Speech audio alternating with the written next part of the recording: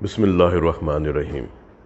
السلام علیکم خواتین و حضرات۔ دل کے وہ مریض جن کا آپریشن ہوا ہے، جن کے ویلو کی سرجری ہوئی ہے، یا جن کے دل کی دھڑکن irregular ہے، یا وہ لوگ جن کو 3 مہینے پہلے ہارٹ اٹیک ہوا ہے اور وہ بھی دل کے سامنے کے حصے کا، اگر خدا نخواستہ ان کو بولنے میں تکلیف محسوس ہونے لگتی ہے یا ان کو کمزوری محسوس ہونے لگتی ہے، ان کا بازو کام نہیں کرتا، ٹانگ کام نہیں کرتی، اسے کبھی بھی نظر انداز مت کریں۔ یہ وہ علامت ہے جو بتاتی ہیں کہ خدا نخواستہ دماغ میں کوئی لوتھڑا جا رہا ہے اور اس کو آپ فوری علاج کروائیں۔ کبھی بھی ان علامات کو نظر انداز مت کریں کہ ہم چونکہ سائٹ پر لیٹے ہوئے تھے اس لیے بازو سن ہو گیا ہے، بولنے میں تکلیف ہو رہی ہے، الفاظ صحیح طور پر نہیں ادا ہو پا رہے، تو اس کو بھی کبھی نظر انداز مت کریں، کیونکہ جس طرح میں نے آپ کو بتایا کہ یہ تمام علامات ہوتی ہیں خون کا لوتھڑا دماغ میں جا رہا ہوتا ہے۔ اگر اس کا فوری طور پر علاج کر لیا جائے تو ہم اپنے مریض کو فالج سے بچا سکتے ہیں۔ ہارٹ اٹیک کے بعد، اور وہ بھی جو دل کے سامنے کے حصے کا ہوتا ہے، اس میں چونکہ دل کے سکڑنے کی صلاحیت کم ہو جاتی ہے، دل کے کام کرنے کی صلاحیت کم ہو جاتی ہے، تو یہاں پر لوتھڑے بننے کے امکانات زیادہ ہو جاتے ہیں۔ یہی لوتھڑا دماغ میں جا سکتا ہے۔ اسی طرح وہ لوگ جن کے دل کے ویلوز کی سرجری ہو چکی ہوتی ہے، اور خاص طور پہ جن کو اسٹیل کے ویلو ڈالے گئے ہیں، اگر ان کو بھی یہ علامات محسوس ہوتی ہیں، انہیں بھی فوراً ڈاکٹر سے رجوع کرنا چاہیے۔ اور وہ لوگ جن کے دل کی دھڑکن بہت تیز ہوتی ہے اور irregular ہوتی ہے، ان میں بھی کلاٹ بننے کے امکانات زیادہ ہوتے ہیں۔ اور سب سے اچھی بات یہ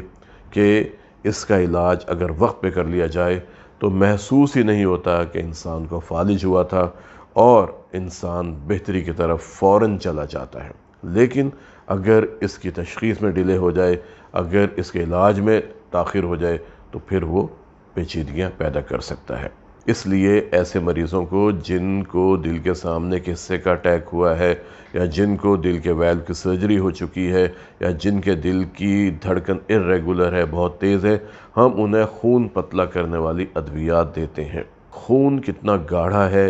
یا کتنا پتلا ہے، اس کے لیے ایک پیمانہ ہے، اور اسے ہم کہتے ہیں INR، international normalised ratio,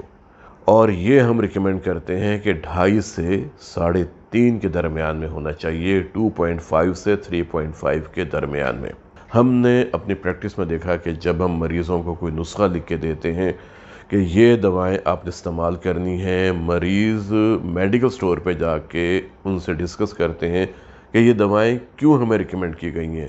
number 1 دوائی کس لیے ہے، نمبر 2 کس لیے ہے، نمبر 3 کس لیے ہے، نمبر 4 کس لیے ہے، نمبر 5 کس لیے ہے، اتنی ساری دوائیں میں کھاؤں گا۔ آپ ایسا کریں، ان میں جو سب سے ضروری دوائی ہے جو دل کے لیے وہ دے دیں، باقی دوائیں چھوڑ دیں۔ اب یہ سب سے بڑی غلطی ہے جو آپ لوگ کرتے ہیں۔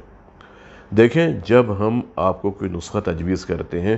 تو ہمارے ذہن میں پورا پلان ہوتا ہے، کون سی دوائی جو دل کے اوپر کام کرے گی، کون سی دوائی جو آفٹر لوڈ کام کرے گی، جو دل کے اگلے حصے میں کام کرے گی، نالیوں پہ کام کرے گی، دل پر دباؤ کم کرے گی، دل کی دھڑکن کنٹرول کرے گی، دل کو بہت زیادہ پریشر میں نہیں آنے دے گی، خون کو پتلا رکھے گی، چکنائیوں کو کنٹرول میں رکھے گی، یورک ایسڈ کو کنٹرول میں رکھے گی۔ اور بعض اوقات وہ ادویات جو ہم خون پتلا کرنے کے لیے دیتے ہیں، ان کی وجہ سے معدے کی اندرونی جھلی میں، یا چھوٹی آنت کے پہلے حصے کی اندرونی جھلی میں، یا خوراک کی نالی کی اندرونی جھلی میں سوزش ہو سکتی ہے، اور اس سوزش کو روکنے کے لیے پھر ہم دوائیں دیتے ہیں تاکہ خوراک کی نالی، معدہ اور چھوٹی آنت کے ان حصوں میں زخم نہ آئے۔ اس لیے وہ نسخہ جو آپ کو دیا گیا ہے، جو دوائیں آپ کو ایک ترتیب کے ساتھ دی گئی ہیں، ان میں آپ نے خود سے رد و بدل نہیں کرنا، ڈاکٹرز کی ہدایات پر عمل کرنا ہے، تو آپ اپنے آپ کو بے شمار پیچیدگیوں سے بچا سکتے ہیں، خاص طور پہ فالج کی پیچیدگی سے۔ یاد رکھیے، اگر بولنے میں تکلیف محسوس ہونے لگے، زبان سے الفاظ کھل کے ادا نہ ہوں، زبان میں ہکلاہٹ آ جائے، یا بازو اور ٹانگ اچانک سے سن ہو جائے، یا چہرہ سن ہونے لگے، پانی پینے کے دوران پانی اگر منہ سے نکلنے لگے، خوراک کھانے کے دوران اگر خوراک منہ میں چپکنے لگے، تو ان علامات کو کبھی بھی نظر انداز مت کیجیے، اسی وقت ڈاکٹر صاحب کے پاس جائیں، ان سے ڈسکس کریں، وہ آپ کا علاج کریں گے اور کچھ دیر کے بعد آپ انشاءاللہ ایک اچھی فارم میں آ جائیں گے۔ آج کے لیے اتنا ہی، ملتے ہیں کسی اگلے ویلاگ میں ایک نئی ٹاپک کے ساتھ۔ اپنا اور اپنے خاندان کے افراد کے دل کی صحت کا بہت خیال کیجیے اور کوشش کیجیے کہ زندہ رہیں ایک تندرست اور توانا دل کے ساتھ۔ السلام علیکم۔